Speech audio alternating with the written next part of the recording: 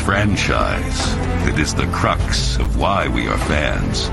The rich, amazing history of a team that reflects the attitude of this town's people and embodies the spirit of everyone sitting in these seats. But when we step back and look, there is one thing that from Philadelphia to Wilmington, from Haverford to Pennsauken, from Westchester to Allentown, cuts through it all and bonds us, every one of us.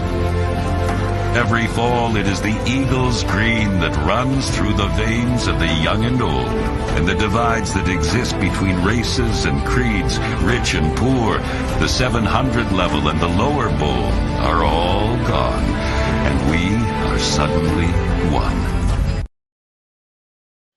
What is going on, everybody? Welcome to the first episode of Fandemonium here on the AATBIRDS and the AAT Sports Network. I am Chip at Chip for the Birds. Johnny U9322 is waiting in the wings, but today our very first guest is Chris Mallee from 4th and Jawn. What is going on, Chris? Thank you for joining us today. Yeah, Chip. So happy for the opportunity. Thanks for having me on. My heart's still racing from the James Harden debut last night.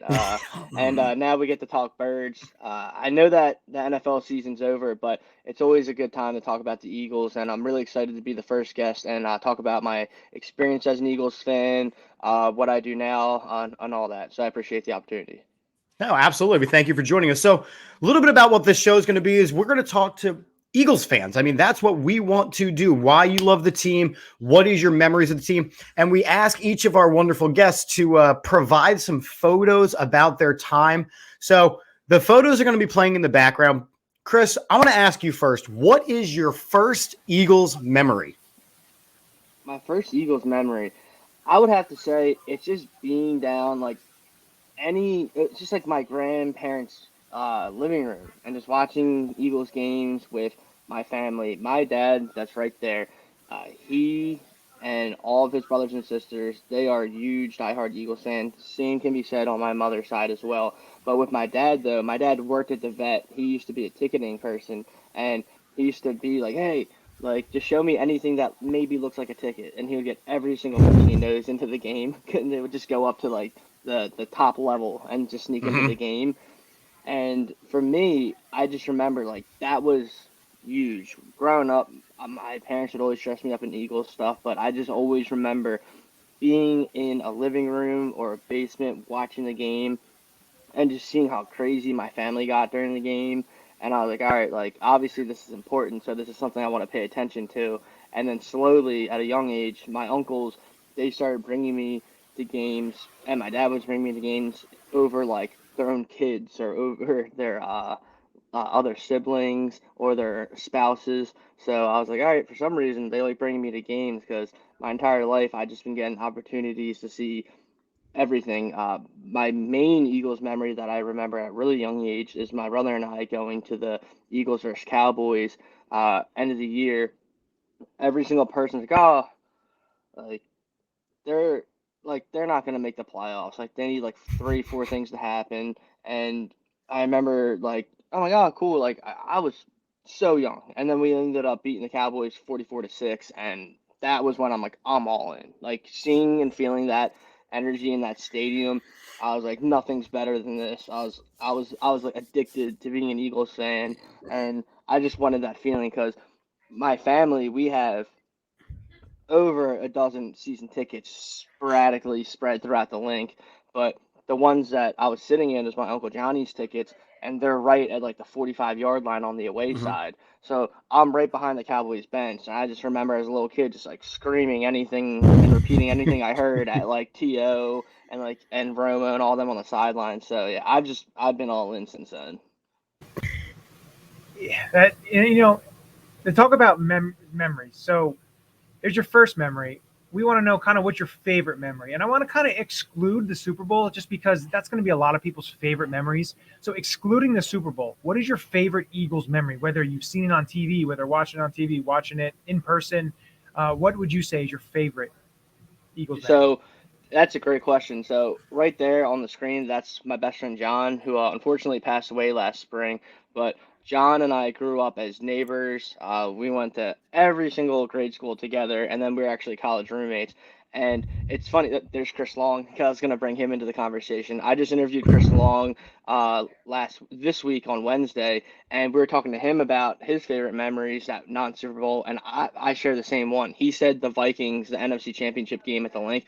I was not there, and I told Chris personally that was by far my favorite Eagles memory, non-Super Bowl memory, and it might have been in general because I'm a senior in college. I'm with my roommates. I'm with my best friend John, and my other best friend Matt, who I was on the track team with at Westchester, and we were just all there together. It was a really tight group of friends, and we were just the anticipation of that game was just building all day. Like we're watching all the Vikings fans talk on social media, talk on TV.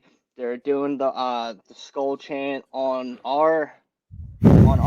our territory, and I was just getting mad, but at the same time I was like confident. I'm just like dude, like they're not ready for this. Like these people, like they're poking a bear. Like they don't understand how ready the Eagles team is.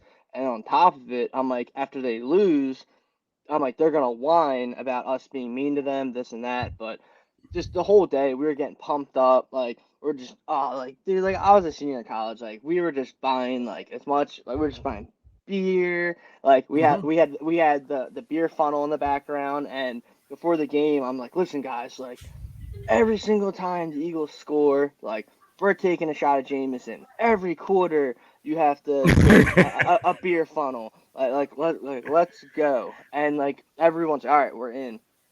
Of course, Case Keenum throws a touchdown to Kyle Rudolph in the beginning, and we're all like pissed, but we're all right. Just wait. Like we and the energy in the room was hilarious. Like we had this big living room in college, and all of our roommates and friends were just like going nuts. Like we're like dude, like this is like we need to win this game, and we get to the Super Bowl. And then right after Chris Long hits Case and Patrick Robinson takes a pick six back, it was over. We knew, like, we could feel the energy in the link. We could feel the energy in the living room. We were going nuts. But that's one of my favorite memories, though, because, like, dude, we're just blasting music, like, just, like, screaming, and just, like, the feeling of knowing that, like, we're going to the Super Bowl because we were young when we first went, and all we remember is our families just being severely depressed for, like, A months little bit, yeah. after the first Super Bowl loss, and it was tragic. And like I felt that because like I was like, God, man, like my dad can't even look me in like the eyes. Like what happened? And then and then it's like wow, like I hurt too because like when we first lost, it's just like I was so young. Like I remember it. I remember everything. I remember sitting down watching a game with my entire family, but it was like that sweet revenge. It was just like people like the whole underdog thing, just like being told you can't do something and then you do it, and then get beating the Vikings and just celebrating with my roommates and my friends and like calling my family back home, and it's like that's the best memory by far. Getting beating the Vikings, I was like, okay, we're gonna go to the Super Bowl. We're gonna play in Minnesota where these idiots just tried to prop themselves up for a week, and we're gonna win our first Super Bowl in their stadium. So that was it for me by far. The MC Championship game. And it's funny you mentioned the whole stadium thing because that was a really big deal a couple of years ago. Oh my God, Minnesota could be hosting a home Super Bowl, and now it's happened the last two seasons, and they've won in the last. So Yep. it's funny that part also stuck out to you. So you do some really cool stuff with Fourth and Jawn. How did you get involved in that? What do you do exactly? Talk about some of your cool experiences that you've been able to do with what you do on Fourth and Jawn. I appreciate it. So the last 2 3 years have really been a whirlwind. I was set to be a teacher at a college, and it just when I was student teaching and just like things going on in my life, like I was ready. Like I loved teaching. I loved working with kids and everything. And a couple of my close friends passed away throughout college, different things, and it was one of the things I was like, life's really short, and I love the Eagles. I love doing draft stuff. I like writing about the Eagles. I love talking about the Eagles, and I'm like, I think I can do something with this. So I just remember having that conversation very vividly with my parents and telling them, like, I know I just spent a ton of money and spent a ton of time getting ready to do this, but you know how passionate I am about everything I do. I put 150% into everything. So I really felt like I was almost like quitting on like my teachers and my friends when I decided to change. I said I wouldn't be happy if I wasn't doing what I really wanted to do. So I started writing just little articles here and there, and then coincidentally enough, I got an email saying, "Oh, I won a contest to go out to New York to be on the pilot with Kyle Brandt for his show, the Kyle Brandt Experience." So I bring my brother, we take a bus, we get up to New York, and lo and behold, everyone from Fourth and Jawn won too. So it's Gail, it's E-Rock, Evan, and they're all sitting there, and I recognize them. And then I have my Eagle stuff on, they have their Eagle stuff on, and we just start talking, and didn't really think anything of it. We had fun, met Kyle, going our way. I'm writing, and this website, Last Word on Sports, reaches out like, hey, like we really like your stuff. You should write for us. I'm like, all right, cool. Like that, like I was an open book. It was an opportunity.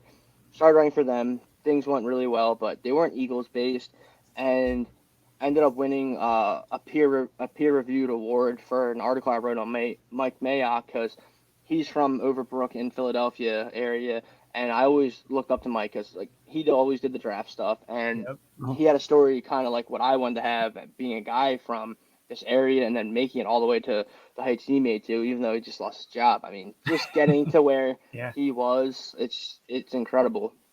But then Gail reached out and said, "Hey, you should write for us." Things started happening, and I told Gail, I'm like, "Hey, like I do like a ton of stuff that I see you guys don't really do yet, or anyone really. Like people were like doing draft stuff, but not that heavily." Hmm. And I started writing articles about like my experiences as an Eagles fans, and people really like that because like okay, like I relate to that. These are cool stories, and they started seeing that like oh like he lives right outside of Philadelphia. He goes to games, like he talks to fans, and I started building a following, and exponentially like between the draft stuff, the articles, and everything because slowly it really snowballed fast, like getting player interviews with everyone, and then within a year and a half, I had credentials for the Senior Bowl. Unfortunately, last year I couldn't go due to COVID. Not me having it. Thank God I haven't caught it yet, but just because how crazy it was. They're like, hey, listen, like it's gonna be locked tight down here. Like it's probably not worth it as your first experience. But this year, luckily, I got to go to the Senior Bowl for the first time, and that was everything to me because growing up, I just always taking notes. I've had a notepad or just like mental notes on players. Like I love college football, and I just love doing scouting on my own.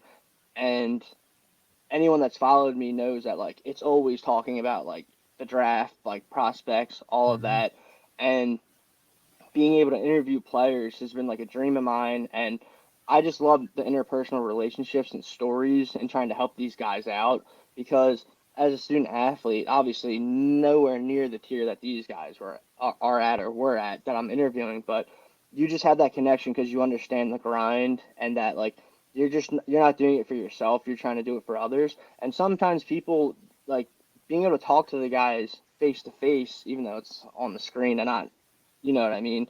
Like you can get the vibe off of people and you can tell the guys that are going to be legit and the guys that don't really love football but are kind of just doing it just to do it. And in general, I the Senior Bowl was everything because I'm down there on the field and I'm with Malik Willis. I'm with Brian Robinson. I'm talking to Dan Marino and I'm rubbing elbows with personnel people. Andrew Berry with the Browns. I had a nice conversation with him. I'm meeting all types of scouts and they're having conversations with me about players. And it's one of those things where like it's like that moment where like I can do this, I do belong, and this is something that I really love, and it just felt right. It's one of those moments where you're like, I'm doing the right thing and I'm doing it for the right reasons. And I'm talking to different agencies and getting my foot in the door with a lot of things right now, and it's exciting. And just last, just on Wednesday, I interviewed Chris Long, which is like a long time goal of mine. I met Chris during the season when he was up here for the Kansas City game. promoting his charity, the Water Boys, and we really hit it off. And it was great to talk to him because talking to college prospects is awesome, but having that switch up to talk to an Eagles legend like that is awesome. Someone that is doing tremendous things outside of the game and was tremendous here and a huge reason why we won the Super Bowl. But overall, though, I love talking to guys like you. I love talking to just people all across the world, Eagles fans, prospects, and that's what I love to do, and that's why I do it. No, that's great story. And I didn't know it, a lot of that, which is it's awesome to hear. And you know, you talked about Chris Long, but I'm gonna ask you here: who is your favorite Eagle since you've been a fan? Favorite Eagle and why?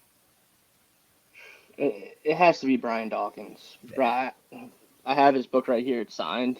Mhm. Shout out to Gail for that. Brian Dawkins is by far he's everything. I think the reason why I love Brian Dawkins was he was so vulnerable and he always just gave 100 and 500%. I I remember watching the games and like everyone loves like the Flash. Like people love watching like Brian Westbrook, McNabb at his best. Like it's awesome, but I always loved defense.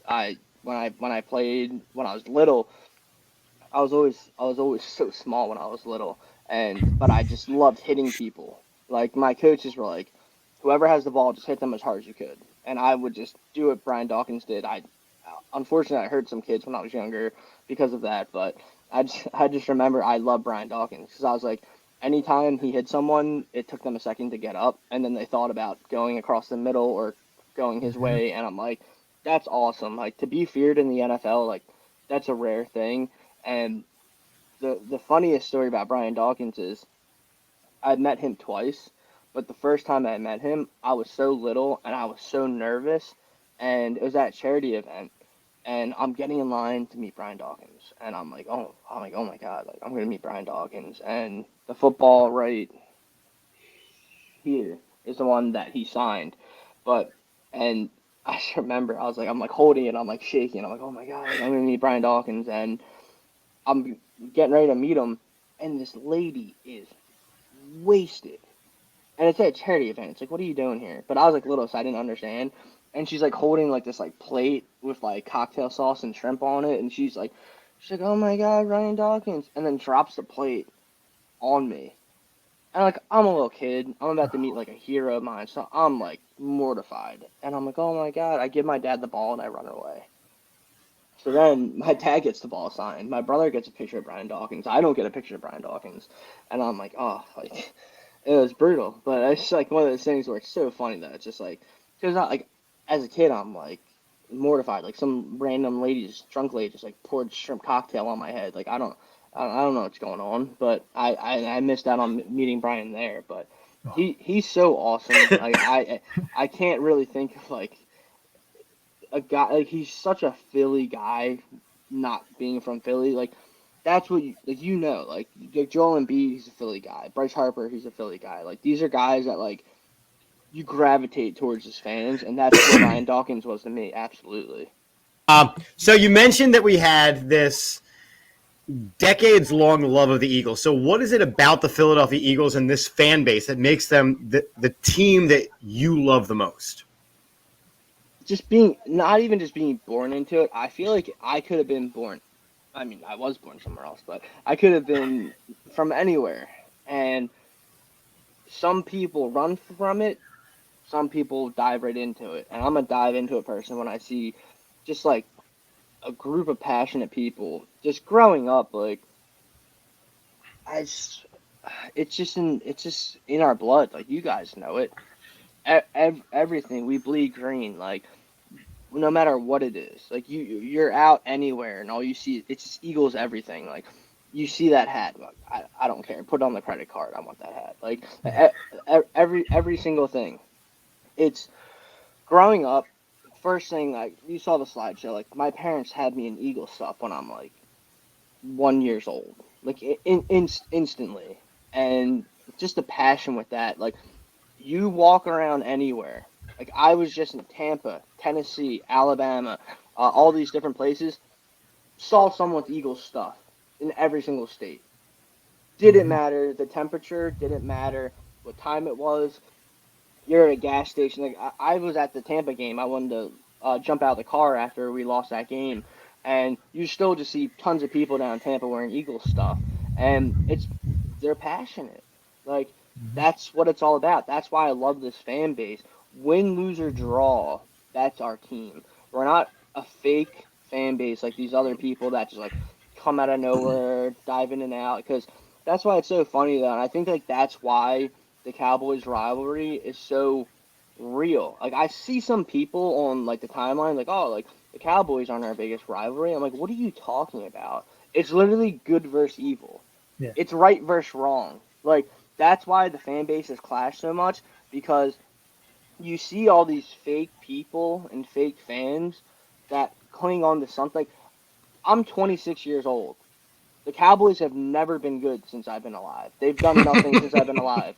So when I see people my age wearing stuff, and they're like talking about like, oh, like we're great, you guys suck. It's like, what are you talking about? Like You haven't been alive. You weren't alive during this. You don't claim that. Like you can be like, oh, like we were good, okay, but not no. Oh, we're great, this and that. It's like you guys were the hotness all season. They got to hear about it, Mm-hmm. and it's like we both made the playoffs with your great team, all the money you guys spend, and we both lost in the same time. So we're both one and done the playoffs. I don't want to hear it. And it's just one of those things where like some people go, oh, like I like this player on the Cowboys. I'm like cool. You can. I don't care. Like I don't like them. I don't like any fans. Whenever I see a Cowboys sticker on a car in front of me, I almost want to take the insurance claim and ram into the back of their car. I really dislike Cowboys fans, especially around here in Philadelphia. It drives me crazy because they're always the worst drivers too. I'm like it's so funny because like you'll see someone driving like an absolute idiot around Philly, and then you see a Cowboys star on their car with like a And Yankees, it's a Yankee symbol, like an Alabama sticker. I'm like, all right, this makes sense. Like, and then like they have like a stupid license plate that says like QD or something. I'm like, oh my god, like, I can't stand these people, man. But just the passion with the Eagles fans, like, and Chris was talking about it because Chris Long was from the Rams, and he's like, oh, dude, like we had no fans. Like, I mean, they had fans, but like they suck. So like games aren't crazy. And he's like, a night game in the link, there's nothing better. And I'll always agree with that. Like after I tell people you are not an Eagles fan, or you haven't, not that you aren't an Eagles fan, because like between the cost of tickets and traveling, but until you're in the link, a packed link in a meaningful game, you have not experienced being a complete Eagles fan. Because when you're in there and you feel the energy and you're just there, and like I know some people don't like the Rocky stuff, but that that's it for me because that's what I grew up with. When I hear the music start going, and then all you hear is like agents say win, and then like that's like I get the chills. Like it's just one of those things. Like it's it's tradition for me. Like I know a lot of people talk Right. about like, oh, like why do we associate a movie star with it? I'm like, that's everything. Like I'm like, that's how you know it's go time. It is go time, and like people are going absolutely nuts. Like I feel like I like black out for a second, just like as soon and then the ball gets kicked off and the game starts. But like I lose my mind. Like I every single time I'm in the link, go nuts. Like it's what it's all about. That's what we talk about when we talk about, being a fan and appreciating all these things. I mean, and that's what, we had the idea for this show of talking to fans about why they love this. And at this point, I mean, Chris, you have been the official first guest of Fandemonium. Is there anything you want to plug before we hit this live onto YouTube? I mean, right here is my at. You can follow me on Twitter. Tons of draft stuff. Always talking about the birds. But 4 Philadelphia sports fan. Always feel free to message me, at me, talk about anything. Always here to help you guys with anything. Always love being on the show with you guys as well. I really appreciate being the first guest. This has been an awesome experience. It always is with you guys. I'm ready for draft season, but at the same time, it sucks waiting for the Eagles, but to come back on. But man, we have so much ammo, draft capital, and a cap space is going to be available. So I'm so excited to talk about and see what's going to happen. I mean, the league year starts about 2 weeks, so Yep. a lot's about to happen. But really appreciate you guys having me on. Eagles fans around the world, appreciate you guys as always. Keep up during the draft, and I'll talk to you guys soon. Absolutely. Sounds Appreciate good. it. We end every show here with a very